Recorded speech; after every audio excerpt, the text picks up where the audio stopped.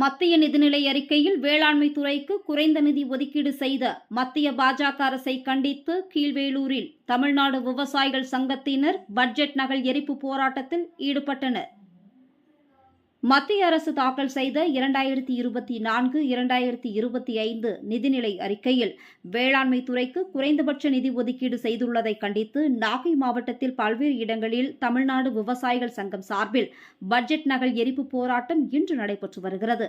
அதன் ஒரு பகுதியாக கீழ்வேளூர் கடைத்தெருவில் மாவட்ட தலைவர் அம்பிகாபதி தலைமையில் பட்ஜெட் நகல் எரிப்பு போராட்டம் நடைபெற்றது. போராட்டத்தில் பட்ஜெட் நகலை தீயிட்டு கொளுத்தியும் மத்திய பாஜக அரசை கண்டித்தும் வேளாண்மை துறைக்கு கூடுதல் நிதி ஒதுக்கீடு செய்ய வலியுறுத்தியும் தேசிய ஊரக வேலைவாய்ப்பு திட்டத்திற்கு கூடுதல் நிதி வழங்க வலியுறுத்தியும் கண்டன முழக்கங்களை எழுப்பினர். இதில் மார்க்சிஸ்ட் கம்யூனிஸ்ட் கட்சி, இந்திய கம்யூனிஸ்ட் கட்சியை சார்ந்த தமிழ்நாடு விவசாயிகள் சங்கத்தினர் 50க்கும் மேற்பட்டோர் கலந்து கொண்டனர்.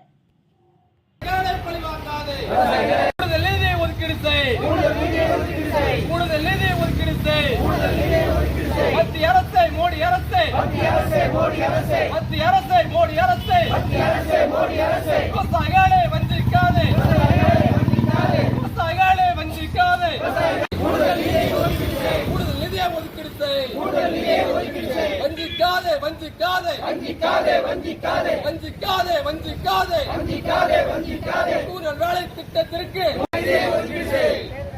ஒன்றிய அரசு, மோடி அரசு, வஞ்சிக்காதே வஞ்சிக்காதே தமிழகத்தை